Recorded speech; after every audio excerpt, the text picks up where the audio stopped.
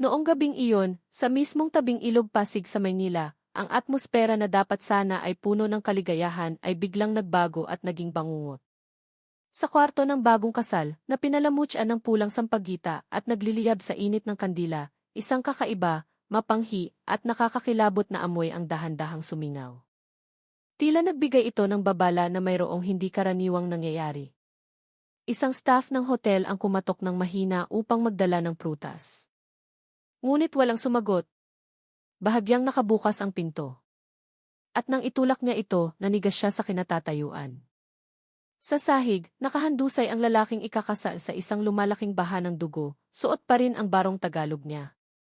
Sa tabi niya, ang babaeng ikakasal, na ang puting damit ay ngayoy naging maputlang pula, ay nakaupo nakatulala habang ang kamay niya ay puno ng dugo. Ang kanyang mga mata ay walang laman na nakatingin sa kawalan.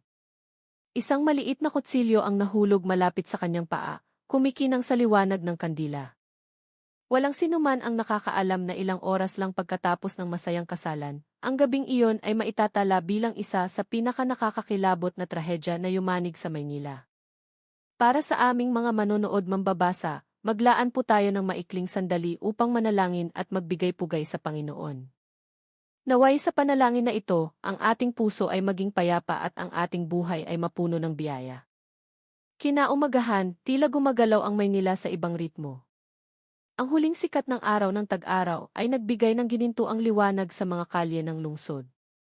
Samantalang ang ihip ng tuyong hangin ay nagdala ng amoy ng ilog, ang Pasig na tahimik na dumadaloy sa sentro ng lungsod. Sa kahabaan ng gilid ng ilog, ang manipis na ulap ay dahan-dahang umaanod. Tila nagbibigay babala na ang araw na iyon ay magiging malaking araw para sa pamilya de la Cruz at pamilya Santos. Sa isang malinis na dalawang palapag na bahay sa lugar ng Tondo, abala na ang lahat mula pa madaling araw. Ang mga kapitbahay ay nagdatingan upang tumulong sa pagsasaayos ng mga bulaklak, paghahanda ng mga handa, at muling pagsuri sa dekorasyon. Si Aling Nena, ang ina ni Ben de la Cruz, ay nakatayo sa beranda habang nagpapaypay ng manipis na shawl. Bagamat halata ang pagod sa kanyang mukha, malinaw na sumisinag ang kagalakan sa kanyang mga mata. Sa araw na iyon, ang kanyang pinakamamahal na anak ay opisyal na magiging isang asawa. Sa loob ng bahay, si Ben ay inaayos ang kulay abo na suit na inihanda para sa kasal. Nakatayo siya sa harap ng salamin, inaayos ang kanyang maayos na suklay na buhok. Ang mukha niya ay tila napakakalmado at puno ng pananalig. Nay, handa na po ang lahat, sabi niya nang tawagin siya ng kanyang ina mula sa ibaba. Si Aling Nena ay umakyat sa hagdanan na bahagyang kinakapos sa hininga. Halika dito, hayaan mong tignan kita, wika niya. Dapat maging perpekto ang itsura mo ngayon, dagdag pa nito. Bahagyan niyang inayos ang kwelyo ng suit ni Ben habang mailuha sa kanyang mga mata. Ang laki mo na, anak. Napakagaling mo, bulong niya. Ben ay umiti ng buong init at hinalikan ang kamay ng kanyang ina. Sa labas, ang tawa ng mga kapitbahay, ang kalansing ng kagamitan sa kusina, at ang amoy ng tradisyonal na pagkaing Pilipino ay naghalo at lumikha ng isang masiglang umaga. Lahat ay naniniwala na ang kasalan na ito ay magiging isa sa mga pinakamagarbo sa tag-araw na iyon. Samantala, sa isang mas simpleng lugar sa Sampaloc, ang bahay ng pamilya Santos ay puno rin ng aktibidad. Ang mabangong amoy ng mga tradisyonal na kakanin na ginawa para sa mga bisita ay kumalat hanggang sa eskinita sa harap ng bahay. Si Sofia Santos, ang babaeng ikakasal, ay nakaupo sa harap ng isang mataas na salamin, suot ang isang malambot na puting gown na nagpapakita ng isang simple, ngunit eleganteng hitsura. Si Aling Maria, ang ina ni Sofia, ay nakatayo sa likuran niya, inaayos ang manipis na belo na nakalagay sa ulo ni Sofia. Anak, napakaganda mo, sabi niya na maihalong pag-iyak. Walang magdududa kung gaano katapat ang pagmamahal ninyo ni Ben, dagdag pa nito. Si Sofia ay dahan-dahang umiti. Ngunit sa likod ng ngiting iyon, ang kanyang mga mata ay tila nagtatago ng isang bagay, isang halo ng kaligayahan at pagkabalisa. Sinubukan niyang huminga ng malalim, pinapakalma ang pagkagulo sa kanyang dibdib sa loob ng nakaraang ilang buwan. Ang isip niya ay puno ng takot na mahirap ipaliwanag. Madalas siyang nagigising sa gabi, iniisip ang nakaraan ni Ben kay Rian del Rosario, ang dating kasintahan ni Ben na dating naging sentro ng atensyon sa kanilang unibersidad. Bagamat paulit-ulit na sinabi ni Ben na tapos na ang relasyon nila ni Ryan, patuloy na binabagabag si Sofia ng alaala. Lalo na nang hindi sinasadya niyang makita ang isang text message mula sa group chat ng mga kaibigan sa kolehiyo ni Ben. Isang mensahe na karaniwan lang, ngunit sapat upang mag-apoy ng pag-aalinlangan sa kanyang puso. Si Carla, ang matalik na kaibigan ni Sofia na kasamahan din niya sa trabaho, ay nakaupo sa tabi niya. Sofia, huwag kang mag-isip ng masama, sabi niya habang tinatapik ng mahina ang kamay ni Sofia. Ngayon ang araw mo. Lahat ay naghihintay na maging masaya ka, wika niya. Si Sofia ay tumango. Bagamat hindi pa lubos na kalmado ang puso niya, may bahagi sa kanya na gustong maniwala na ang lahat ng pag-aalinlangan ay walang batayan na takot lamang. Ngunit mayroon ding malalim na pakiramdam sa kanyang isip na nagsasabing may hindi maganda na maaaring mangyari, hindi niya alam kung ano o paano. Nang dumating ang pamilya ni Ben para sunduin siya, lalong naging masigla at masaya ang atmosfera. Ang tradisyonal na tugtugin ay sumabay sa hakbang ng mga bisita na papasok at palabas ng bahay, nagdadala ng mga regalo, pagbati at panalangin para sa bagong kasal. Si Ben ay bumaba sa kotse na may napakasayang mukha at nakatayo ng tuwid, naghihintay kay Sofia na lumabas. Nang lumabas si Sofia ng bahay, kasama ang kanyang ina, lahat ng mata ay nakatuon sa kanya. Pumapalakpak at may maliliit na hiyawan mula sa mga bisita na humahanga sa kanyang kagandahan. Ang ngiti ni Ben ay lumaki, puno ng pagmamalaki. Napakaganda mo, bulong niya. Si Sofia ay namula, ngunit sa kaibuturan ng kanyang dibdib, mayroong isang maliit na alon na hindi niya makontrol. Ang grupo ay nagtungo sa venue ng kasal sa tabing ilog Pasig. Sa mahaba at maingay na hanay ng mga sasakyan, ang eleganteng bulwagan ay pinalamusyan ng mga ilaw, puting tela, at sariwang bulaklak.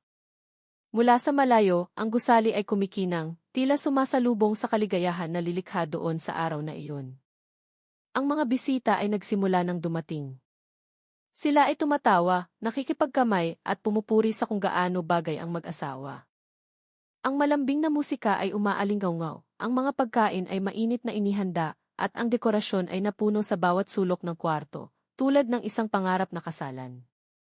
Lahat ay naniniwala na ang araw na iyon ay ang magandang simula ng isang buhay mag-asawa.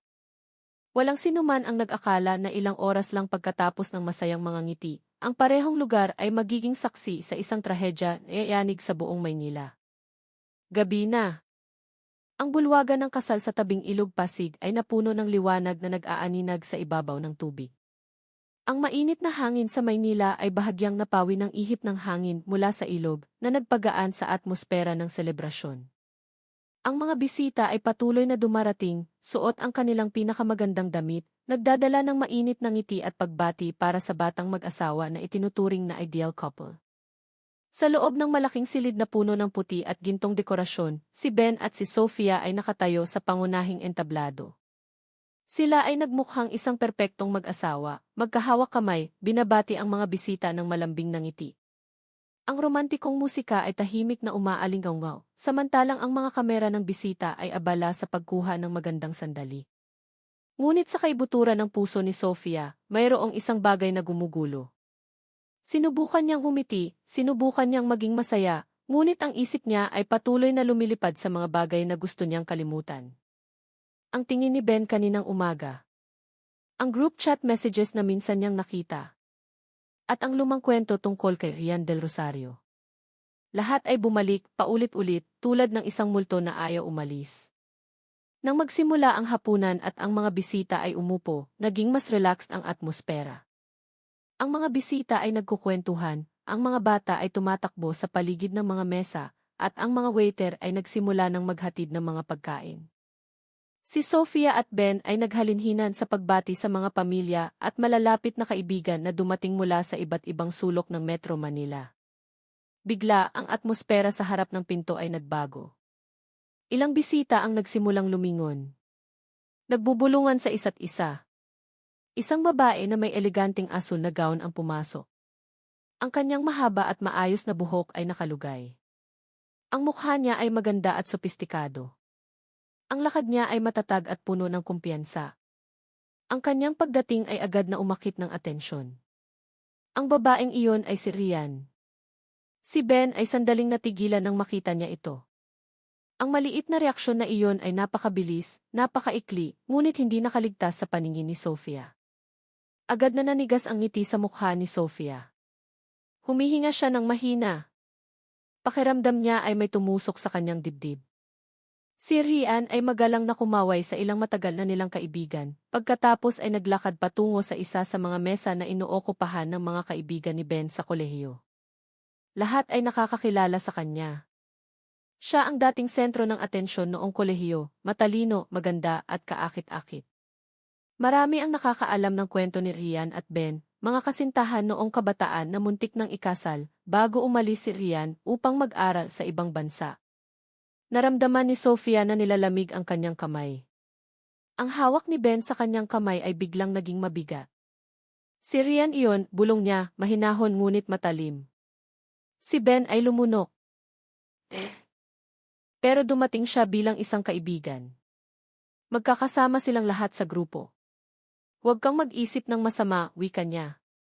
Si Sofia ay matagal na tumingin sa kanyang asawa. Mayroong takot sa kanyang loob na mabilis na lumabas at hindi na makontrol.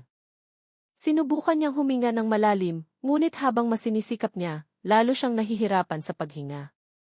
Ilang minuto ang lumipas. Ang mga bisita ay abala sa pag-enjoy sa pagkain. Ngunit ang mga mata ni Sofia ay hindi tumitigil sa pagmasid kay Rian. Nakita niya ang babae na mahina ang tawa kasama ang mga kaibigan sa mesa. Ang kanyang buhok ay kumikinang sa ilalim ng liwanag. At paminsan-minsan, ang kanyang tingin ay sandaling nakatuon sa entablado kung saan nakaupo si Sofia at Ben. Sa isang sandali, nagpalitan sina Rian at Ben ng isang magalang na ngiti. Walang masamang intensyon. Isang karaniwang pagbati lamang. Ngunit para kay Sofia, ito ay tulad ng isang kutsilyo na gumuguhit sa kanyang puso. Si Carla, ang kanyang kaibigan na nakaupo, hindi kalayuan, ay hinawakan ang balikat niya. Sofia, wala iyon. Kailangan mong magtiwala sa asawa mo, wika niya. Ngunit naramdaman ni Sofia na umuugong ang kanyang mga tainga. Ang mga salita ni Carla ay tila pumapasok sa isang tainga at lumalabas sa isa pa. Tumingin siya ulit kay Rian, pagkatapos ay tumingin sa mga bisita na nagbubulungan ng hindi malinaw. Hindi niya alam kung ano ang pinag-uusapan nila. Ngunit naramdaman ni Sofia na lahat ng mata ay nakatingin sa kanya. Ang ingay ng musika, ang kalansing ng pinggan, ang ingay ng usapan, lahat ay tila umaalingaw ng walang direksyon. Ang mundo ay tila lumabo. Ben, bulong ni Sofia nang hindi lumilingon. Bakit siya nandito? Hindi mo sinabi ang kahit ano tungkol dito. Dahil hindi ko alam na darating siya, sagot niya, malambing. Ako rin. Pero wala kang dapat ikabahala, dagdag pa niya. Ngunit ang sagot na iyon ay hindi nakapagpakalma. Sa halip, naramdaman ni Sofia na siya ay tulad ng isang tao na nasa labas ng bilog ng katotohanan. Ang pakiramdam na iyon ay malakas na tumama sa kanya, ang pakiramdam na mayroong isang bagay na tanging Ben at Rian lamang ang nakakaintindi, isang bagay na hindi niya kailanman nalaman. Sa isa sa mga mesa sa likuran, dalawang babaeng bisita ang nag-usap ng malakas kaya narinig ito. Dati, muntik nang ikasal si Ben at Rian. Ang ganda niya, parang model, hindi ba? Naramdaman ni Sofia na malakas ang tibok ng puso niya. Sinubukan ni Carla na pakalmahin siya, ngunit hindi na nakatuon si Sofia. Tumingin siya kay Rian pagkatapos ay tumingin kay Ben. Ang dalawang mukha na iyon sa kanyang isip ay tila lalong naglalapit, lalong nagiging isa, lalong nakakasakit. Lahat ng emosyon na pinigilan niya sa loob ng maraming buwan ay nagsimulang sumabog sa kanyang dibdib. Tila hindi pa sapat, nang magsimula ang sesyon ng pagkuha ng larawan, tinawag ng isa sa kanilang matagal ng kaibigan, Ben, tara na, mag-picture muna tayo kasama ang grupo sa campus. Si Sofia ay tumayo sa tabi, pinipilit mumiti kahit nabalisa ang kanyang dibdib. Nang tumayo si Ben kasama ang kanyang mga kaibigan, tumayo rin si Rian malapit sa kanya, hindi magkadikit, hindi nag-uusap, nakatayo lang ilang hakbang ang layo. Ngunit para kay Sofia, ang distansya ay masyadong maliit. Ang ngiti ni Rian, ang paraan niya ng pag-alis ng kanyang buhok, ang paraan niya ng pagyuko ng mahina ng kinukunan ng kamera, lahat iyon ay nagdala ng mga alaala ng mga kwento ng nakaraan na narinig ni Sofia. At nang mag-click ang kamera, pakiramdam ni Sofia ay nabasag ang kanyang puso. Naramdaman niya na siya ay tulad ng isang dayuhan sa sarili niyang kasal. Matapos ang sesyon ng pagkuha ng larawan, huminga ng maikli si Sofia, yumuko at naramdaman na nanginginig ang kanyang mga paa. Ang mundo sa harap niya ay hindi na malinaw. Gusto niyang umalis. Gusto niyang sumigaw. Gusto niyang humingi ng sagot. Ngunit tumayo lang siya doon. Pinipilit ang sarili na huwag bumagsak. Sa labas ng bulwagan, sa likod ng mga ilaw ng selebrasyon at ang tawa ng mga bisita, ang langit ng Maynila ay nagsimulang dumilim. Walang sinuman ang nakakaalam na ang tunay na bagyo ay hindi nagmumula sa langit, kundi mula sa puso ng isang ikinakasal na babae na dahan-dahang nawawalan ng kontrol. Gumagabi na, ngunit ang selebrasyon ay patuloy pa rin. Ang mga dekorasyon ng ilaw ay kumikinang, ang musika ay lalong lumalakas, at ang mga bisita ay abala pa rin sa pag-enjoy sa mga handa. Sa gitna ng kaguluhan, si Sofia ay matigas na nakatayo sa gilid ng entablado, nakatingin sa baso ng inumin sa kanyang kamay. Ang kaliwang kamay niya ay mahina ang panginginig, samantalang ang kanyang isip ay lalong gumugulo. Hindi na niya naririnig ang tawa ng mga bisita, hindi na niya naririnig ang romantikong musika, at hindi na niya naririnig ang Afi na tumatawag sa bagong kasal para sa susunod na ritual.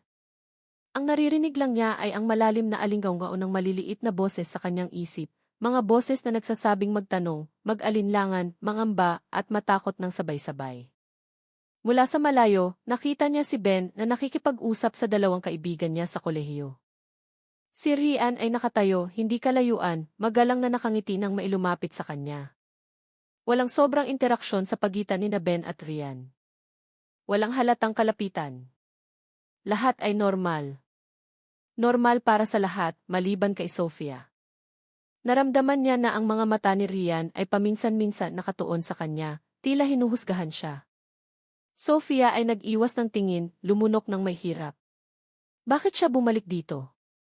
Bakit ngayon? Bakit sa selebrasyong ito, paulit-ulit na tumama ang mga tanong na iyon? Carla ay mahina ang tapik sa braso ni Sofia. Sofia, kailangan mo ng inumin? Gusto mong lumabas muna para magpahangin? Si Sofia ay umiling. Ayos lang ako, sagot niya, maikli. Ngunit ang boses niya ay malinaw na nanginginig. Si Carla ay tumingin sa kanya na may pag-aalala. Ngunit bago pa siya magsalita ng kahit ano, tinawag ulit ng Easy ang bagong kasal sa entablado. Ben de la Cruz at Sofia Santos. Mangyaring lumapit para sa cake cutting ceremony. Hinahanap ni Ben si Sofia sa gitna ng maraming tao, mahina ang kaway. Mahal, malambing na tawag niya. Si Sofia ay naglakad papalapit na may pilit ng ngiti. Ang ngiti na iyon ay marupok, halos gumuho. Nang inabot ni Ben ang bewang niya, ang katawan niya ay naging matigas. Naramdaman ni Ben ang pagbabago. Talaga bang ayos ka lang? Si Sofia ay hindi sumagot. Tumango lang siya, nakatingin sa maliit na kandila sa itaas ng cake, iniiwasan ang tingin ng kanyang asawa. Habang hawak nila ang mahaba na kutsilyo upang hiwain ang cake, umaalingaw-ngaw ang hiyawan ng mga bisita. Ngunit sa tainga ni Sofia, ang boses ng mga bisita ay naging tulad ng isang malayo at hindi totoo na ugong. Ang kanyang kamay na may hawak ng kutsilyo ay nanginginig na nagpatingin kay Ben na may pag-aalala. Kalma lang, cake lang ang hihiwain natin, bulong ni Ben. Ngunit para kay Sofia, ang kutsilyo ay hindi na isang kagamitan para sa seremonya. Ang hugis nito, ang kinang nito, at ang bigat nito sa kanyang kamay, lahat iyon ay nagpasimula ng isang bagay na madilim sa kanyang isip. Sa loob ng ilang segundo, ang isip niya ay napuno ng mga imahe na ayaw niyang makita. Si Rian na mahina ang tawa. Si Ben na nakatingin sa kanya sa parehong paraan noon. Ang mga bisita na nagbubulungan. Ang mga salita ng ki-perpektong mag-asawa na umaalingaw tulad ng isang pang-aasa. At siya, si Sofia, ay nakatayo nag-iisa, tulad ng isang tao na dumating ng huli at umuuko pa sa isang lugar na minsan ng pag-aari ng iba. Mahal, bitawan mo ng kaunti. Masyado kang tense, malambing na wika ni Ben. Nagulat si Sofia, napagtanto na masyado niyang mahigpit ang hawak sa kutsilyo. Dali-dali siyang nagluwag ng hawak, pagkatapos ay inilagay ang kamay ni Ben sa ibabaw ng kanyang kamay tulad ng sinabi ng Sabay silang humiwa sa cake. Nagsigawan ang mga bisita. Ngunit ang ngiti ni Sofia ay hindi bumalik. Hinalikan ni Ben ang noo ng kanyang asawa, sinusubukang pakalmahin siya. Ngunit ang naramdaman lang niya ay ang katawan ni Sofia na lalong nanigas. Pagkatapos ng sesyon, bumalik ang mga bisita sa kani-kanilang mesa. Umalis si Sofia sa maraming tao, nagtungo sa mas madilim na gilid ng kwarto malapit sa malaking bintana. Mula doon, makikita niya ang ilog pasig na tahimik na dumadaloy, nagsasalamin sa liwanag ng bulwagan. Ang tanawin na iyon ay dapat sana ay nakakapagpahinga sa kanya. Ngunit hindi ngayong gabi. May ingay ng mga paa na papalapit. Si Ben. Tumayo siya sa tabi ng kanyang asawa, nakatingin sa kanyang maputlang mukha. Sofia, makinig ka muna sa akin. Wala kang dapat isipin. Si Rian ay karaniwang bisita lang, wika niya. Agad na pumutol si Sofia. Ang boses niya ay mababa ngunit matalim. Alam mo bang darating siya o hindi? Si Ben ay tumango. Talagang hindi ko alam, sagot niya. Tinitigan siya ni Sofia, sinusubukang basahin ang katapatan sa kanyang mga mata, ngunit ang kanyang isip ay kontrolado na ng pagkatakot na maihalong pagkainggit. Bawat salita ni Ben ay tila kasinungalingan. Kahit na hindi mali ang lahat. Ben, pakiramdam ko, may mundo kayo na hindi ako kailanman nakapasok, wika ni Sofia. Si Ben ay lumapit, sinubukang hawakan ang kanyang kamay. Huwag kang magsalita ng ganyan. Ikaw ang asawa ko. Wala nang iba, wika niya. Ngunit bago pa magdikit ang kanilang mga kamay, isang tawag mula sa mesa ng mga bisita ang pumutol sa sandaling iyon. Ben, dito muna. Magpicture kasama kami. Si Ben ay lumingon. Ang kanyang mga kaibigan ay kumakaway, kasama na si Rian na nakatayo ng bahagya sa likuran. Tumingin ulit si Ben kay Sofia, nag-aalinlangan sandali. At ang pag-aalinlangan na iyon, kahit isang segundo lang, ay tila isang pagtataksil sa mga mata ni Sofia. Pupunta muna ako doon, sandali lang, malambing na wika ni Ben. Sagot ni Sofia. Umalis siya. Ipinikit ni Sofia ang kanyang mga mata, at sa dilim sa likod ng kanyang mga talukap, isang huling basag ang lumabas. Isang basag na magpapabago sa buong gabi na iyon. Si Ben ay naglakad patungo sa mesa ng kanyang mga kaibigan, iniwan si Sofia na nakatayo mag-isa malapit sa malaking bintana. Ang liwanag mula sa entablado ay nagsasalamin sa kanyang maputlang mukha, na lalong nagpapalinaw sa kanyang balisa na ekspresyon. Mahigpit niyang hinawakan ang gilid ng kanyang gown, tila naghahanap ng kapit upang hindi bumagsak. Sa malayo, nakita niya si Ben na mahina ang ngiti habang sinasabi ng mga kaibigan niya na tumayo siya sa gitna. Si Rian ay nagpapanatili ng magalang na distansya. Ngunit nasa iisang frame pa rin sila ng larawan. Ang flash ng kamera ay paulit-ulit na umilaw. Bawat flash ay tila isang kidlat na tumatama sa puso ni Sofia. Lumunok siya ng may hirap. Bakit kailangang tumayo ng malapit? Bakit kailangang pumunta siya? Bakit lumabas ang ngiting iyon habang nandoon siya? Paulit-ulit na tanong niya sa sarili. Hindi niya ito mapigilan. Si Carla ay lumapit ulit. Ang kanyang mukha ay puno ng pag-aalala. Sofia, kailangan mong huminga. Hindi ka pwedeng maging ganito, wika niya. Tumingin si Sofia sa kanyang kaibigan na ang mga mata ay halos lumuluha. Gusto kong maniwala, pero pakiramdam ko, nakatayo ako sa isang lugar na hindi sa akin, nanginginig ang kanyang boses, halos mabasag. Hinawakan ni Carla ang kanyang balikat. Makinig ka, ikaw ang asawa niya. Si Rian ay nakaraan lang, wika niya. Ngunit ang mga salitang iyon ay hindi na sapat para kay Sofia. Ang nakaraan ay tila isang mahaba na anino na ayaw umalis. Nang matapos ang sesyon ng larawan, magalang na tumango si Ben sa kanyang mga kaibigan bago bumalik. Ngunit habang naglalakad siya pabalik kay Sofia, hinadlangan siya ng ilang bisita upang makipagkamay, bumati, magtanong tungkol sa honeymoon plans, at humingi ng dagdag na larawan. Tiningnan ni Sofia iyon na may walang laman na tingin. Habang tumatagal, lalo niyang naramdaman na lumalayo sa kanya si Ben. Kahit ilang metro lang ang layo, ang distansya ay tila kilometro. Gusto niyang tawagin si Ben, ngunit ang kanyang boses ay naipit sa kanyang lalamunan. Ang ilang babaeng bisita na dumaan ay hindi sinasadyang nagsalita ng malakas para marinig, lalong gumaganda si Rian. Kung sila ni Ben pa rin, siguro malaki na ang tagumpay nila ngayon. Tama. Dati, sila ang ideal couple sa campus, wika nila. Ang mga salitang iyon ay tumusok sa tainga ni Sofia tulad ng karayom. Ipinikit niya ang kanyang mga mata, sinusubukang baliwalain.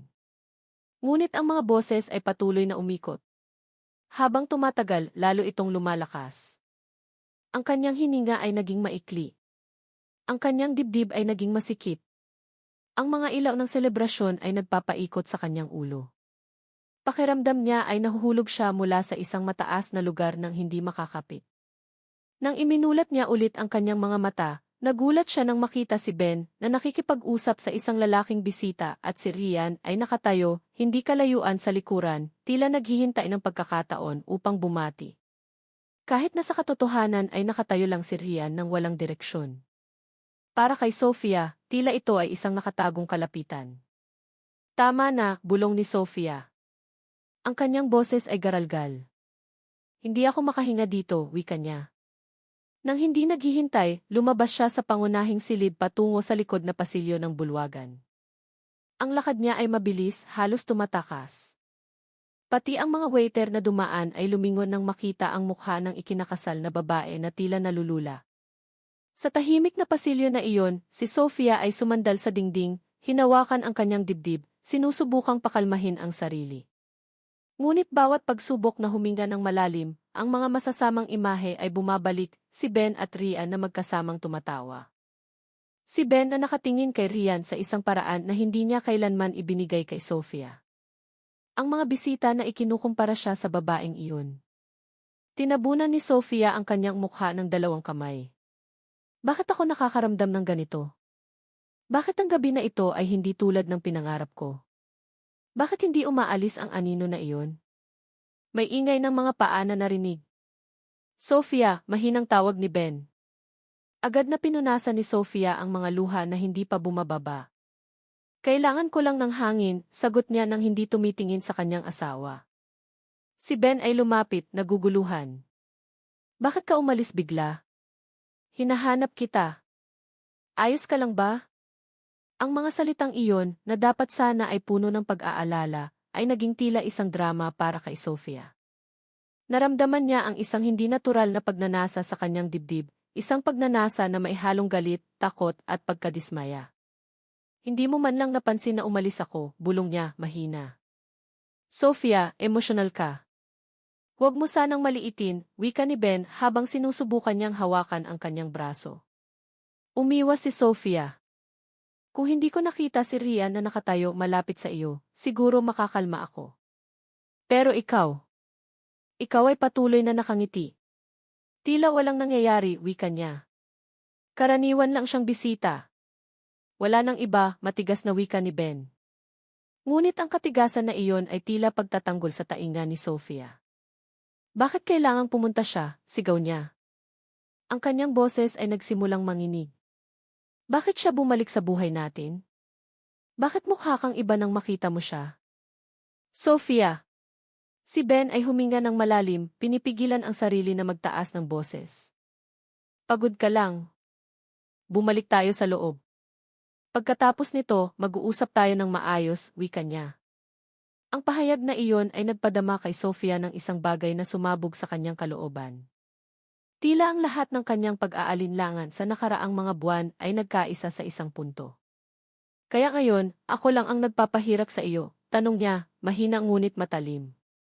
Ang taong kailangan mong ayusin pagkatapos ng selebrasyon. Hindi ganyan, wika ni Ben. Ngunit bago pa matapos ni Ben ang kanyang pangungusap, isang bisita ang dumaan at tinawag si Ben. Ben, dali. May pamilya na gustong magpicture, wika nito. Si Ben ay lumingon ulit. Isang kislap lang iyon. Ngunit ang maliit ngunit nakamamatay na kislap na iyon ay sapat na upang sirain ang natitirang pananalig ni Sofia. Nakita niya na pinili ng kanyang asawa na sagutin ang tawag na iyon. Kahit sandali lang lumingon si Ben, para kay Sofia, iyon ay patunay. Patunay na hindi na siya ang sentro ng mundo ng kanyang asawa. Sa katahimikan, kinuyom ni Sofia ang kanyang mga kamay, pinipigilan ang lalong lumalaking kaguluhan. May nagbago sa kanyang kalooban. Isang bagay na magdadala sa kanila sa pinakamadilim na gabi ng kanilang buhay. Ang likod na pasilyo ng bulwagan ay lalong naging tahimik. Ang mahina na tunog lang ng aircon at ang malabong musika mula sa pangunahing silid ang naririnig. Si Sofia ay nakatayo ng matigas. Ang kanyang mga mata ay walang laman. Ang kanyang paghinga ay hindi regular. Ang kanyang isip ay tila isang makapal na ulap na tumatakip sa lahat ng lohika. Sa harap niya, si Ben ay nakatayo pa rin na may naguguluhang ekspresyon. Hindi pa niya lubos na naiintindihan kung ano ang nangyayari sa kanyang asawa ngayong gabi. Sofia, makinig ka muna sa akin, malambing na wika niya, sinusubukang pakalmahin ang tensyon. Sensitibo ka lang. Malaking araw ito para sa maraming tao. Normal lang kung nakakaramdam ka ng pagod. Ang tono ng boses na iyon, bagamat malambing, ay tila isang paghuhusga sa tainga ni Sofia. Naramdaman niya na lalo siyang nasusukol. Kaya, kasalanan ko ang lahat ng ito, mahinang wika niya, ngunit puno ng diin. Ako ang sensitibo, ako ang mali. Ako lang ang nag-o-overreact. Si Ben ay humawak sa kanyang mukha, naiinis sa mga sunod-sunod na akusasyon na sa tingin niya ay walang batayan. Hindi iyan ang ibig kong sabihin. Gusto ko lang na kumalma ka, wika niya. Tumawa si Sofia ng mahina, isang mapait na tawa na hindi katulad niya. Kalma. Tinitigan niya si Ben ng matalim. Ano ang dapat kong gawin para maniwala ka na hindi ako ayos simula nang dumating siya? Si Ben ay huminga ng malalim, pinipigilan ang sarili na magtaas ng boses. Sofia, si Rian ay hindi mahalaga. Bakit mo patuloy na iniugnay ang lahat sa kanya? Pagkatapos ng pangungusap na iyon, isang mahabang katahimikan ang naghiwalay sa kanila. Isang katahimikan na mas matalim kaysa sigaw. Naramdaman ni Sofia na nanginginig ang kanyang katawan. Ang mga salita ni Ben, bagamat simple, ay nag-udyok ng isang alon ng sakit na nakakasakal. Yumuko siya, sinusubukang lunukin ang isang bagay na tila bato sa kanyang lalamunan. Sa kanyang isip, isang maliit na boses ang bumulong, pinagtatanggol niya siya. Iniisip niya ang damdamin ni Rian higit sa damdamin mo. Hindi siya pumapanig sa iyo. Baka may nararamdaman pa siya para sa kanya. Ang bulong na iyon ay lalong lumakas. Kung hindi siya mahalaga, wika ni Sofia, dahan-dahan. Bakit mukha kang nerbiyoso nang makita mo siyang pumasok? Tinitigan siya ni Ben ng matagal. Hindi ako nerbiyoso. Nerbiyoso ka, matigas na sagot ni Sofia. Nakita ko. Hindi ako bulag. Sofia, lumambot ang boses ni Ben. Mali lang ang nakita mo dahil takot ka. Walang nangyayari. Wala kang dapat ikabahala. Ang pahayag na iyon, na marahil tama, ay nagpadama kay Sofia na napahiya. Tama na, tinakpan ni Sofia ang kanyang mga tainga, sinusubukang alisin ang mga masasamang isip. Ngunit habang tumatagal, lalong maraming imahe ang sumasayaw sa kanyang isip, si Rian at Ben na magkasamang naglalakad noong kolehiyo. Sila na nagpaplano ng kanilang kinabukasan. Ang mga lumang larawan na hindi sinasadyang nakita niya. Ang tawa ni Rian sa selebrasyon ngayong gabi. Ang ngiti ni Ben nang tumingin kay Rian. Lahat ay naghalo at naging isang mapait na ilusyon na tila totoo para sa kanya. Bakit hindi mo sinabi na bumalik siya sa Pilipinas? Tanong ni Sofia, lalong tumataas ang boses. Dahil hindi ko alam, matigas na wika ni Ben ulit. Bakit hindi mo sinabi ang tungkol sa pagkikita mo sa mga kaibigan mo sa campus kamakailan lang? Karaniwang pagkikita lang iyon. Hindi ko sinabi dahil nandoon siya. Si Ben ay tumahimik. Isang maliit na pagkakataon na dapat sana ay walang ibig sabihin, ay biglang naging patunay sa mga mata ni Sofia. Hindi ito tungkol sa kanya, sinubukan ni Ben na linawin. Hindi ko gustong magkamali ka ng intindi at magalit ng walang dahilan. Gusto ko lang na maging maayos ang lahat, wika niya. Ngunit ang pangungusap na iyon ay sumunog sa lahat ng natitirang kontrol sa loob ni Sofia. Naramdaman niya na ikinasal siya sa kanyang asawa, ngunit pinili na nitong magtago ng ilang bagay, at ang mga bagay na iyon, sa kasamaang palad, ay may kaugnayan sa babae na laging nagpapadama sa kanya na hindi siya sapat. Kaya, sadyang tinago mo para hindi ako magalit, matalim siyang tumingin kay Ben.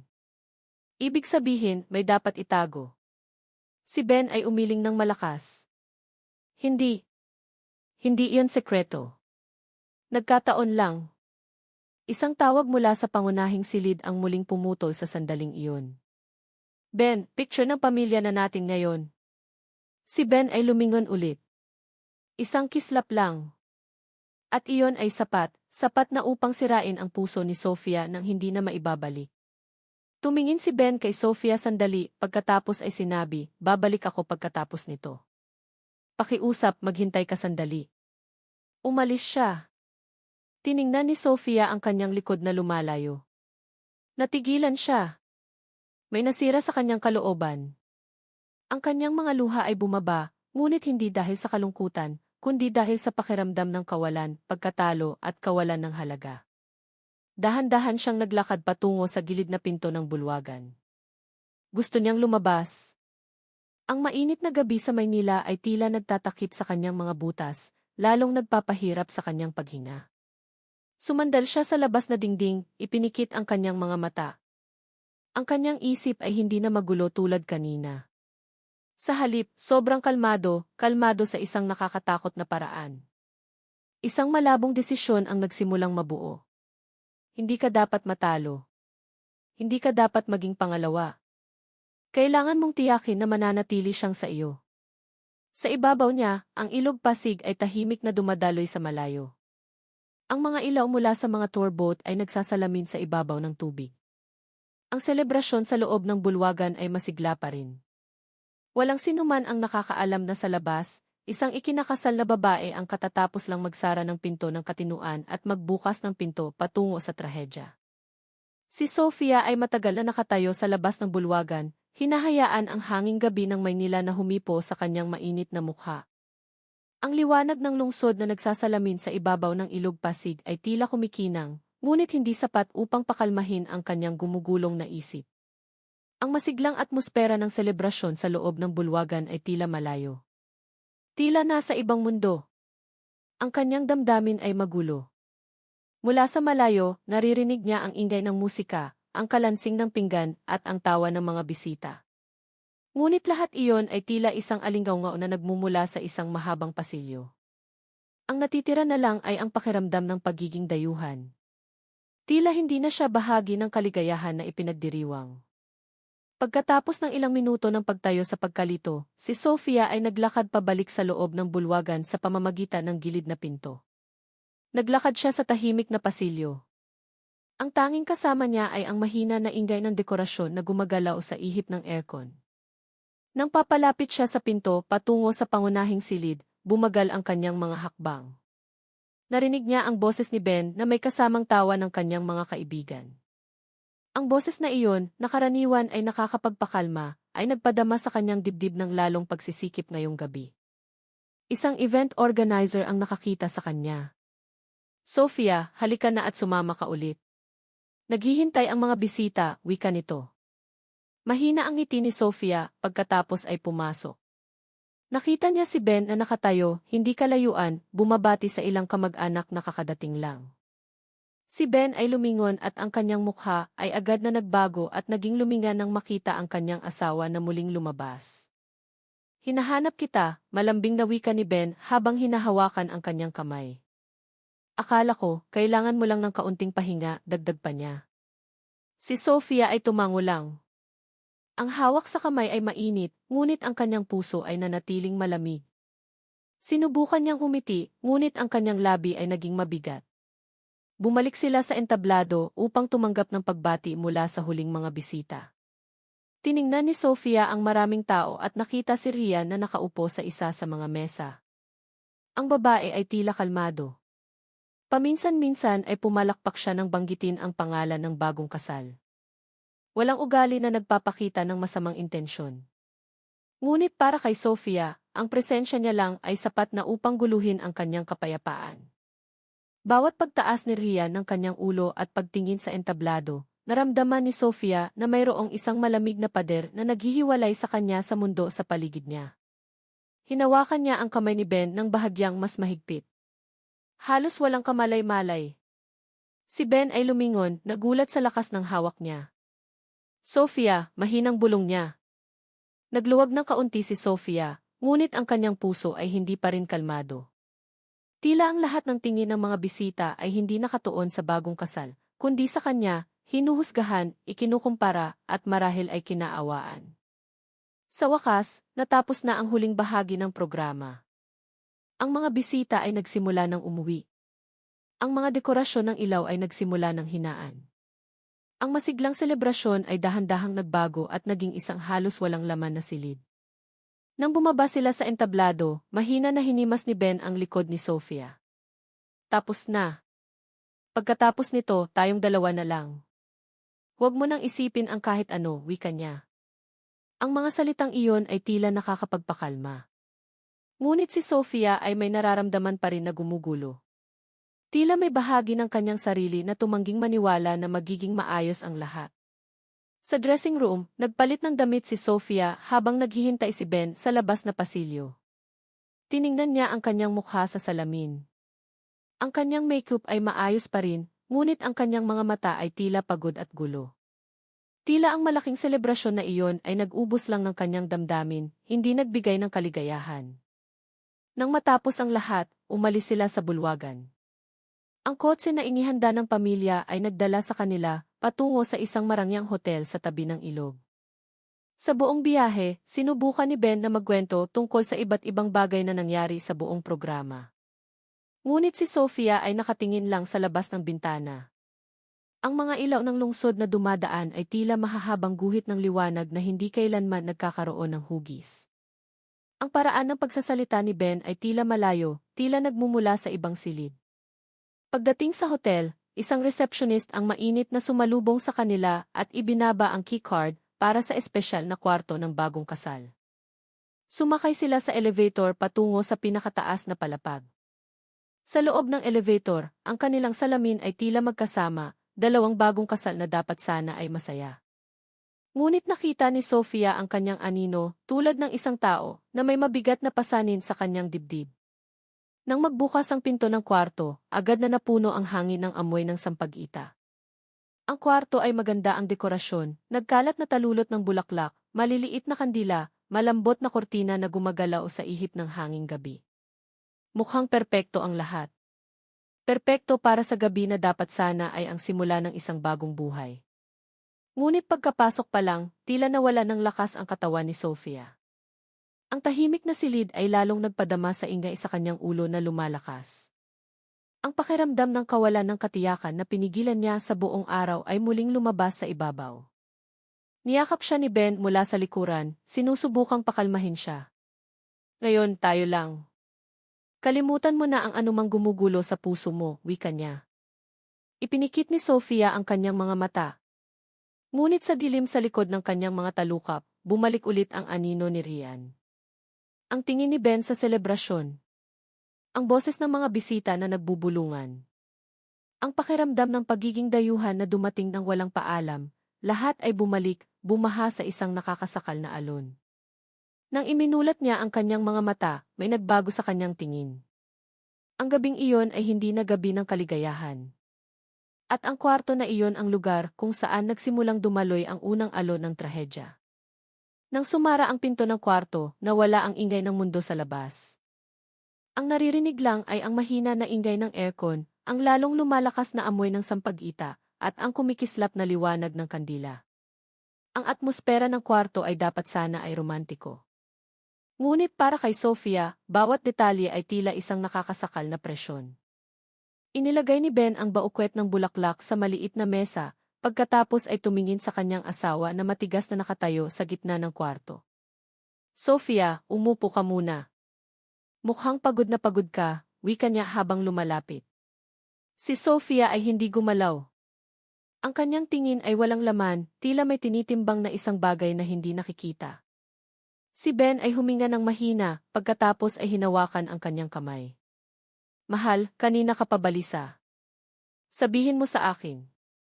Ano ang nagpapatakot sa iyo? Tiningnan ni Sofia ang kanilang mga kamay na magkahawak. Ang hawak ay mainit, ngunit ang kanyang isip ay bumalik sa nangyari sa selebrasyon, ang kislap ng tingin ni Ben nang makita si Rian, ang bulungan ng mga bisita, ang biglaang kahihiyan na tumama. Hindi lang ako komportable, mahinang sagot niya. Si Ben ay tumango. Sinubukan niyang umiti, umaasa na ang ngiti na iyon ay sapat na upang pawiin ang pag-aalinlangan ni Sofia. Ayos lang. Tapos na ang lahat. Wala nang kaguluhan. Wala nang mga tao na nagpapahirap sa iyo, wika niya. Dahan-dahang binawi ni Sofia ang kanyang kamay na nagpagulat kay Ben. Pero hindi ko mapigilan na isipin ang nakita ko, mahinang wika niya. Ngunit ang boses niya ay nanginginig. Mukha kang iba nang makita mo si Rian. At ngayon, hindi ko alam kung bakit, pero pakiramdam ko, nagkukunwari ka lang para makumbinsi ako. Sofia, hindi iyan totoo. Wala akong iniisip na kahit ano tungkol kay Rian. Bisita lang siya, wala nang iba pa, wika ni Ben. Si Sofia ay umiling ng mahina. Kung wala nang iba pa, bakit mo tinago ang pagkikita mo sa mga kaibigan mo sa campus? Bakit hindi mo sinabi na bumalik siya? Si Ben ay humawak sa kanyang sentido, nagsimulang ma-stress sa sunod-sunod na akusasyon na sa tingin niya ay walang batayan. Hindi ko sinabi dahil hindi iyon mahalaga. Gusto ko lang iwasan ang hindi pagkakaunawaan. At iyon ang nagpadama sa akin na may tinatago ka, mabilis na sagot ni Sofia. Hindi mo man lang napansin na umalis ako sa selebrasyon. Aba ka sa kanila. Aba ka sa kanya. Hindi. Hinanap kita. Alam mo iyan, wika ni Ben habang lumalapit. Umatras si Sofia ng kalahating hakbang, at ang maliit na espasyo sa pagitan nila ay biglang naging malaki. Pakiramdam ko, hindi ako sapat para sa iyo, humina ang boses ni Sofia, halos tulad ng isang pag-amin mula sa isang sugat na hindi gumaling. Mula sa simula, alam ko na maganda ang nakaraan mo, samantalang ako ay isang tao lang na dumating ng huli. Sofia, huwag kang magsalita ng ganyan, sinubukan ni Ben na hawakan ang kanyang balikat. Ngunit tinaboy siya ni Sofia. Ang liwanag ng kandila ay nagpadama sa kanilang mga anino na sumasayaw sa dingding, dalawang figura na dapat sana ay magkasama, ngunit tila naglalayuan na silhouette. Hindi mo naiintindihan, bulong ni Sofia. Hindi mo kailanman naramdaman kung paano maging laging inihahambing, laging natatakot, laging pakiramdam na natalo bago pa lumaban. Tiningnan ni Ben ang kanyang asawa na maihalong pagkainis at awa. Kung ganoon, hayaan mong intindihin ko. Gusto kong intindihin, pero kailangan mong tigilan ang pagtingin sa sarili mo sa ganyang paraan, wika niya. Si Sofia ay tumingala, ang kanyang mga mata ay nagsimulang kumislap. Paano ko titigilan? Kung ang lahat ng nangyari ngayon ay lalong nagpakumbinsi sa akin. Nakasama mo ako ngayon. Hindi ba iyon sapat? Malambing na tanong ni Ben. Pinigilan ni Sofia ang kanyang hininga. Hindi. Para sa isang taong labis na nalunod sa pag-aalinlangan, ang sapat ay wala ng kahulugan. Isang katahimikan ang bumaba sa pagitan nila. Mabigat, halos tumutusok. Lumapit ulit si Ben, sinusubukang yakapin siya. Sofia, mahal kita. Pakiusap, bitawan mo na ang takot na iyan, wika niya. Tiningnan ni Sofia ang mukha ng kanyang asawa ng matagal. May maliit na bahagi sa kanya na gustong paniwalaan ang mga salitang iyon. Ngunit may ibang bahagi, mas malaki, mas madilim, na tumangging tumanggap. Kung mahal mo talaga ako, mahina ang boses ni Sofia. Patunayan mo. Si Ben ay kumunot ang noo. Paano ko mapapatunayan? Gusto kong sumumpa ka na wala ng kahit na kaunting damdamin na natitira para kay Rian. Wala. At ikinasal ka sa akin hindi dahil ako ang ligtas na pagpipilian pagkatapos siyang umalis, wika ni Sofia. Nagbago ang mukha ni Ben. Sofia, iyan ay hindi makatarungang akusasyon, wika niya. Sagutin mo ako. Tumataas ang tono ng boses ni Sofia sa unang pagkakataon ngayong gabi. Si Ben ay umatras ng kalahating hakbang, nagulat. Hindi ako susumpa dahil pinilit mo. Kasama kita dahil pinili kita. Hindi ko kailangang patunayan ang kahit ano, wika niya. At ang pangungusap na iyon, maikli, totoo, tama, ay tumama kay Sofia tulad ng isang kutsilyo na tumusok diretsyo sa pinakamalalim na bahagi ng kanyang puso. Ang katahimikan ay muling pumuno sa kwarto. Dahan-dahang lumingon si Sofia sa maliit na mesa sa tabi ng kama. Mayroong mga prutas at isang maliit na kutsilyo para hiwain ang mga ito. Ang liwanag ng kandila ay nagpadama sa talim na mahina ang kinang. Bumibilis ang paghinga ni Sofia.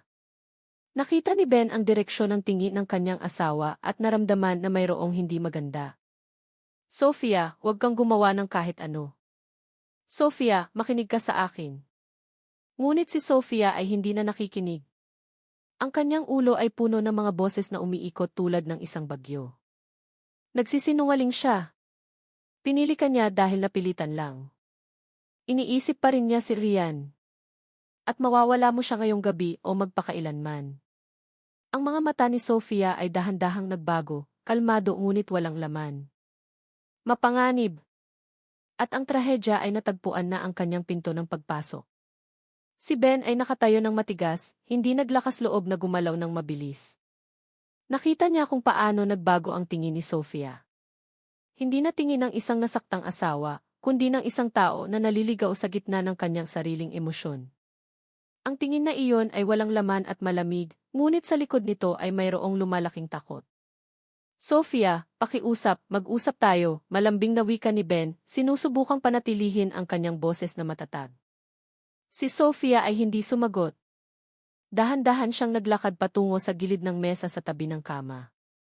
Ang kandila sa mesa ay mahina ang paggalaw, nagpadama sa kanyang anino na sumasayaw sa dingding ng kwarto. Ang romantikong atmosfera na dapat sana ay nagdadala ng init ay nagbago at naging isang nakakasakal na presyon. Isang maliit na kutsilyo ang nakalapag sa tabi ng plato ng prutas. Matagal na tiningnan ni Sofia ang bagay na iyon, napakatagal. Tila nakikita niya ang nag-iisang daan palabas mula sa kanyang takot. Sofia, ang boses ni Ben ay halos bumubulong. Huwag mong hawakan iyan. Inabot ni Sofia ang hawakan ng kutsilyo. Ang malamig na dulo ng metal ay humipo sa kanyang balat, lumikha ng isang kakaibang kislap sa kanyang dibdib.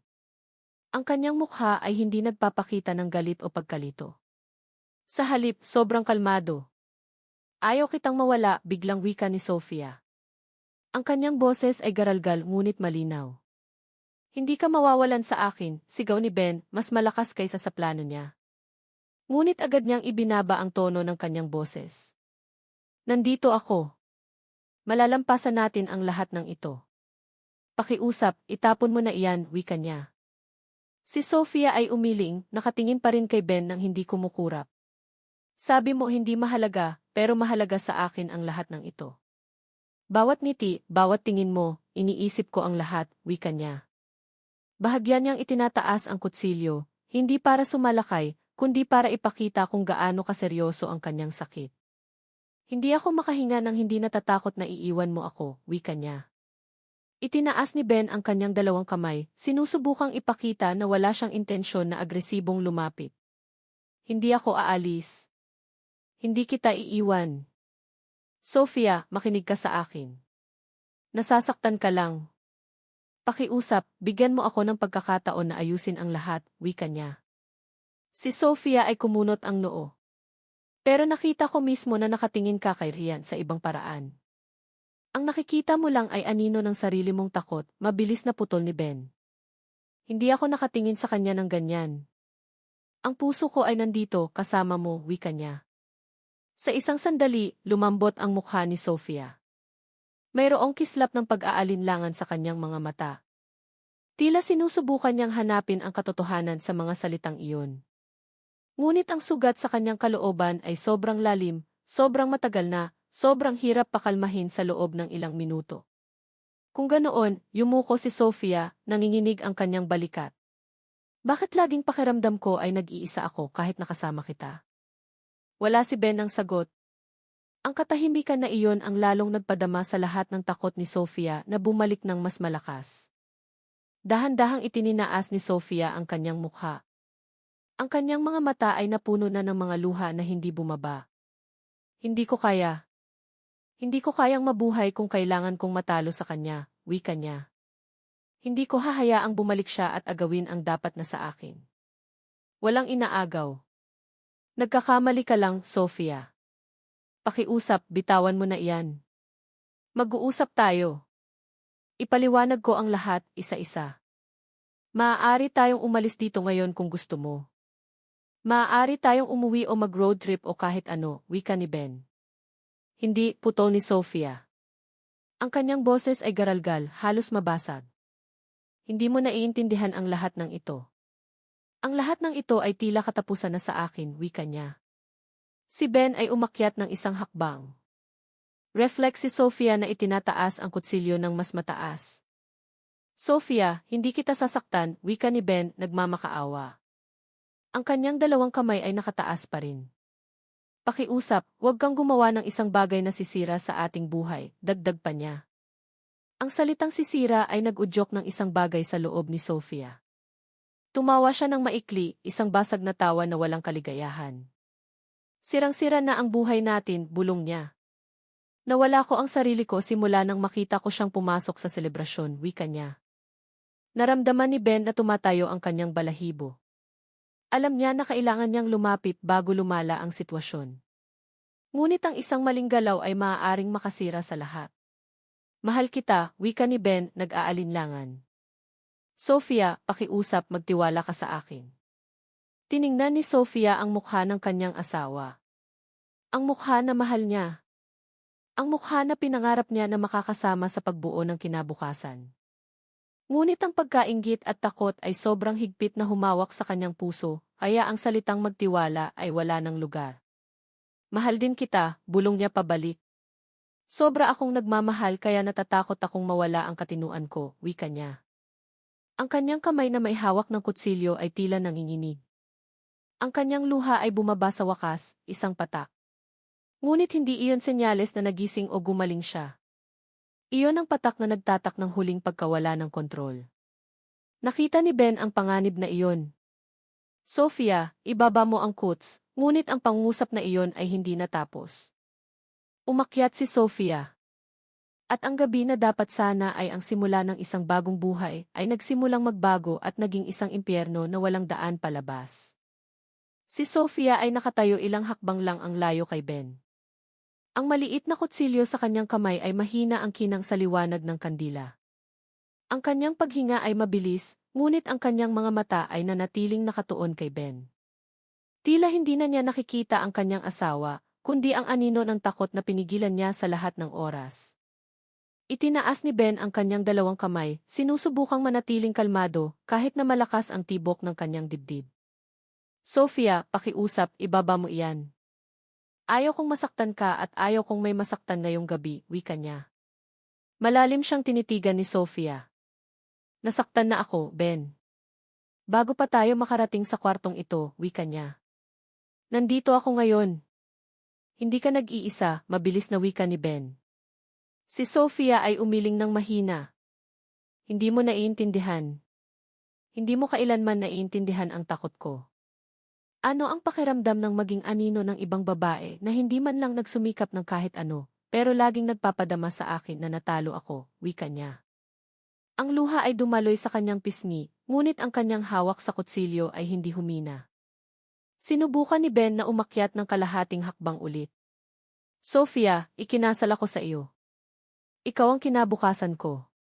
Si Rian ay nakaraan na, wala ng relasyon. Kailangan mong maniwala roon, wika niya. Maniniwala? Tumawa si Sofia ng mahina, mapait. Paano ako maniniwala kung laging may anino niya sa pagitan natin? Si Ben ay lumunok. Alam niya na ang lahat ng kanyang salita ay patuloy na binabago ng takot ni Sofia. Alam niya na kailangan niyang dahan-dahang lumapit kay Sofia o lalong luluwa ang sitwasyon. Gumawa siya ng maliit na hakbang, napakaingat. Ngunit kahit ang maliit na galaw na iyon ay nagpadama kay Sofia na nagulat at umuurong. Ang kanyang labi ay nanginginig. Huwag kang lumapit. Sofia. Pakiusap, huwag. Ang kutsilyo sa kanyang kamay ay malakas ang panginginig. Ang kanyang anino ay gumagalaw ng ligaw sa dingding ng kwarto na nagpadama sa atmosfera na lalong nakakasakal. Napagtanto ni Ben na dalawa lang ang pagpipilian niya, ang lumapit at subukang agawin ang kutsilyo o patuloy na maghintay habang umaasa na kakalma si Sofia. Ngunit hindi panig sa kanila ang oras. Biglang humikbi si Sofia ng mas malakas. Natatakot ako, Ben. Natatakot akong mawala ka. Tinabunan niya ang kanyang bibig, ngunit ang kutsilyo ay mahigpit pa rin sa kanyang hawak. Naramdaman ni Ben na masikip ang kanyang dibdib nang makita ang babae na mahal niya na nalulunod sa sarili niyang takot. Hindi ka mawawala sa akin, wika ni Ben na puno ng emosyon. Nandito ako. Pinili kita. Mahal kita. Pakiusap, tingnan mo ako. Hindi ang anino mo, dagdag pa niya. Yumuko si Sofia. Ang kanyang balikat ay malakas ang panginginig. Sandali lang. Nakita ni Ben ang pagkakataon, dahan-dahan siyang lumapit, umaasa na maagaw ang kutsilyo mula sa kanyang kamay. Ngunit nang umakyat siya ng 1 metro papalapit, tumingala si Sofia na may mga mata na nanlalaki at puno ng takot. Nagsisinungaling ka, sigaw niya. Nagsasalita ka lang ng ganyan para tumahimik ako. Maya-maya, babalik ka ulit at titingnan siya, wika niya. Umatras si Sofia at nadapa sa maliit na mesa. Ang kutsilyo sa kanyang kamay ay gumalaw ng hindi na kontrol. Nagpanik si Ben at sinubukang hawakan ang kanyang braso. Sofia, bitawan mo iyan. Ang kanilang mga galaw ay magulo. Dalawang katawan na parehong tense. Nagtutulakan. Hinawakan ni Ben ang pulso ni Sofia, sinusubukang ibaba ang kutsilyo. Sinubukan ni Sofia na lumayo, ngunit ang kanyang hawak ay lalong humina dahil sa matinding panginginig ng kanyang kamay. Bitawan mo ako, Ben. Pakiusap, bitawan mo ako. Umiyak si Sofia. Hindi kita bibitawan hanggat hindi mo inilalagay ang kutsilyo. Ang kanilang lakas ay hindi pantay. Gusto lang ni Ben na itigil siya, ngunit nagpanik si Sofia. Sa kaguluhan na iyon, ang kanilang mga katawan ay umikot, nagtulakan. Ang mga kandila sa mesa ay gumuho, ang mga talulot ng sampagita ay lumipad. At sa isang biglaang galaw, ang pulso ni Sofia ay malakas na natigilan sa paghila ni Ben. Ang kutsilyo ay lumipad, hindi dahil sa intensyon ni Sofia, hindi dahil sa intensyon ni Ben, kundi dahil sa sobrang takot na. Si Ben ay natigilan agad. Ang maliit na kutsilyo ay tumama sa gilid ng kanyang dibdib. Si Sofia ay natigilan, ang kanyang mga mata ay nanlalaki, ang kanyang bibig ay nakabukas ngunit walang boses na lumabas. Ang kanyang kamay ay nakahawak pa rin sa hawakan ng kutsilyo, kahit na ang kalahati nito ay nakatusok na sa katawan ng kanyang asawa. Ben, ang kanyang boses ay halos hindi marinig. Tumingin si Ben sa ibaba sa talim ng kutsilyo na tumusok sa kanyang dibdib. Pagkatapos, tumingin siya sa maputlang mukha ni Sofia na puno ng takot. Sinubukan niyang ngumiti, sinusubukang magmukhang matapang. Sofia, ang kanyang boses ay garalgal. Hindi ako galit. Ito ay aksidente, wika niya. Ngunit ang kanyang mga tuhod ay nagsimulang manghina. Dali-daling hinawakan ni Sofia ang katawan ni Ben, pinipigilan siyang bumagsak. Hindi, Ben. Huwag, wika niya. Si Ben ay dahan-dahang bumagsak sa sahig. Si Sofia ay bumagsak kasama niya. Ang dugo ay nagsimulang umagos sa tela. Mainit na dumadaloy sa pagitan ng mga daliri ni Sofia. Ako, hindi, nanginginig si Sofia. Ang kanyang boses ay basag. Ayaw kong mangyari ito. Ben, ayaw ko, wika niya. Sinubukan ni Ben na magsalita, ngunit ang kanyang hininga ay nagsimulang maging maikli. Sofia, ako, ngunit ang pangusap na iyon ay naputol. Ang kanyang mga mata ay nagsimulang magdilim, at ang kwarto na kanina ay puno ng liwanag ng kandila ay nagbago at naging isang mundo na naiwan na lang ang hikbi ni Sofia at ang huling tibok na nawawala na mula sa dibdib ng kanyang asawa. Nang dahan-dahang bumukas ang pinto ng kwarto ng hotel gamit ang master key, ang liwanag ng pasilyo ay sumilip papasok, pumuputol sa dilim na puno ng talulot ng sampagita at halos patay na liwanag ng kandila. Dalawang staff ng hotel ang nakatayo ng matigas sa gilid ng pinto. Ang kanilang mga mukha ay naging maputla nang makita ang tanawin sa harap nila. Ang katawan ni Ben ay nakahandusay na walang galaw sa sahig. Ang kanyang damit pangkasal ay puno ng dugo. Sa tabi niya, si Sofia ay nakaupo sa sulok ng kwarto, nakayakap sa kanyang mga tuhod. Ang kanyang mukha ay basa ng luha, ang kanyang mga kamay ay malakas ang panginginig, pula pa rin sa dugo na hindi pa natutuyo. Ang kanyang puting damit pangkasal ay naging isang halo ng pula at kulay kape. Diyos ko, mahinang bulong ng isa sa staff, bago agad na lumingon at tumawag ng seguridad.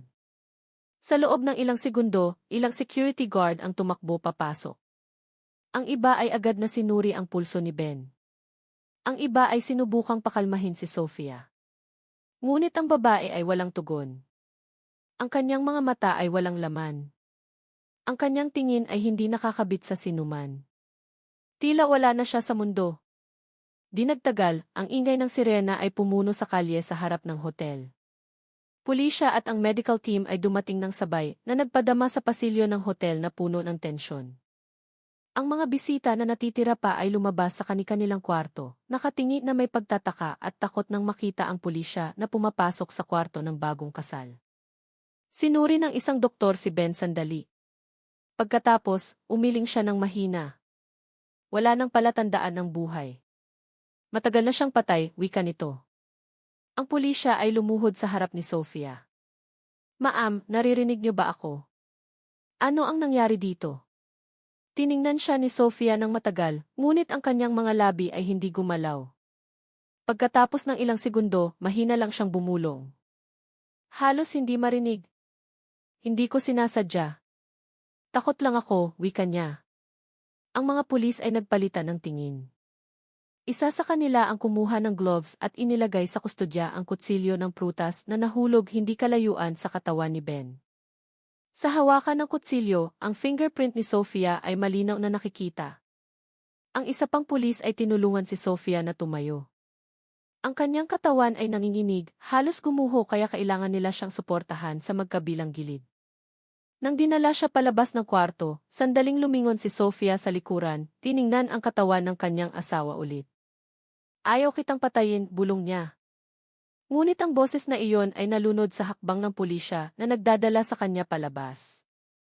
Ang kwarto ay agad na napuno ng forensics team. Kinuha nila ang litrato ng bawat sulok, minarkahan ang mga patak ng dugo, ang bakas ng paa, ang natunaw na kandila, at ang posisyon ng katawan ni Ben. Ang isa-isang ebidensya ay inilagay sa transparent na bag. Sa unang tingin, nakita ng pulisya na walang palatandaan ng malaking away, walang panlabas na karahasan bukod sa saksak. Ang mesa ng hotel ay maayos pa rin, maliban sa mga prutas at kandila na nahulog. Ang paunang konklusyon ay hindi ito pag-atake mula sa ibang tao. Si Sofia at Ben lang ang nag-iisang tao sa kwarto, at ang kutsilyo ay may fingerprint lang ni Sofia. Ilang oras ang lumipas, si Sofia ay opisyal na naging suspect. Inilipat siya sa presinto sa ilalim ng matinding pagkabigla. Sinubukan siyang tanungin ng mga pulis, ngunit ang kanyang sagot ay laging pareho. Umiyak siya. Humihingi ng tawad. At matagal na tahimik. Ang balita tungkol sa babaeng ikakasal na pumatay sa kanyang asawa sa gabi ng kanilang kasal ay kumalat na parang apoy. Ang lokal at pambansang media ay nagbalita tungkol sa kasong ito. Ang litrato ni Sofia at Ben na nakasuot ng damit pangkasal ay naging headline sa lahat ng dako. Suspect sa matinding pagkainggit. Trahedya ng isang tahanan bago pa man magsimula. Ang kasal ay naging trahedya sa kanilang bayan. Ang pamilya ni Ben ay hindi matanggap ang katotohanan. Ang kanyang ina ay nagkasakit matapos marinig ang balita. Ang kanyang ama ay umiyak nang walang boses nang makita ang huling litrato ng kanyang anak. Samantala, ang pamilya ni Sofia ay isinara ang pinto ng kanilang bahay dahil sa hiya. Hindi nila inakala na ang kanilang anak na babae ay magiging mamamatay tao. Gayunpaman, binisita pa rin nila siya sa kulungan. Umiiyak bawat makita ang walang laman na tingin ng kanilang anak. Ilang buwan ang lumipas, nagsimula ang paglilitis. Ang courtroom ay puno ng mga tao na gustong malaman ang katapusan ng trahedya na ito. Si Sofia ay dinala papasok na nakasuot ng kulay kape na damit kulungan. Ang kanyang mukha ay maputla, ang kanyang buhok ay gulo, ang kanyang mga mata ay walang laman, tulad ng isang taong nawalan ng kaluluwa. Nang magsimula ang pagbasa ng sakdal, yumuko lang siya. Ipinaliwanag ng taga-usig ang kronolohiya ng pagkainggit, ang relasyon sa nakaraan ng asawa, ang pag-aaway sa kwarto, at ang nakamamatay na saksak. Bagamat umamin si Sofia na wala siyang intensyon na pumatay, ang sugat na tumusok sa dibdib ni Ben ay sapat na upang mawala ng buhay sa loob ng ilang minuto. Sinubukan ng abogado ni Sofia na ipagtanggol siya. Si Sofia ay nasa ilalim ng matinding mental stress. Ang insidente ay biglaan, walang planong pagpatay. Ito ay isang aksidente na na-trigger ng matinding emosyonal na kondisyon, wika nito. Ngunit ang pisikal na ebidensya at ang patotoo ay sumuporta sa sakdal ng taga-usig. Nang dumating ang oras na magbigay ng pahayag, si Sofia ay tumayo na nanginginig ang katawan. Tiningnan niya ang pamilya ni Ben na nakaupo sa harap na hilera. Ang ina ni Ben ay umiiyak habang nakayakap sa litrato ng kanyang anak. Humihingi ako ng tawad, ang boses ni Sofia ay halos hindi marinig. Ayaw kong mangyari ito. Mahal ko siya. Natakot lang ako. Natakot akong mawala, wika niya. Umiyak siya na nagpadama sa courtroom na tahimik. Ngunit ang mga luha na iyon ay hindi na makakabalik ng buhay ng isang tao. Matapos isaalang-alang ang lahat ng aspeto, ang mental na kondisyon ni Sofia, ang kronolohiya ng insidente, ang ebidensya, at ang epekto sa lipunan, ang hukom ay nagbigay ng desisyon. Ang akusado ay sinentensyahan ng habang buhay na pagkakakulong. Si Sofia ay nanghina.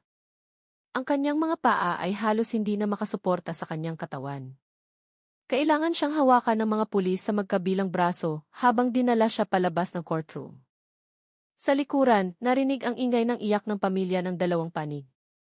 Sa loob ng kanyang selda, si Sofia ay nakaupo, nakatingin sa malamig at walang kulay na dingding. Bawat gabi, nagigising siya, muling naririnig ang mga hindi totoo na boses, ang tawa ng mga bisita, ang bulong ni Rian na inakala niya, at ang boses ni Ben na tumatawag sa kanyang pangalan.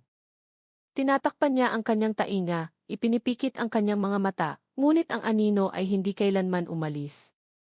Ang trahedya na iyon ay naging isang kwento ng babala para sa maraming tao. Na ang pagkainggit, kapag hindi na kontrol, ay may kakayahang palitan ang pag-ibig at gawing sakuna. Na ang takot na mawala ay maaaring maging mas mapanganib kaysa sa pagkawala mismo. Na ang kaligayahan ay mananatili lamang kung may tiwala, hindi paghihinala.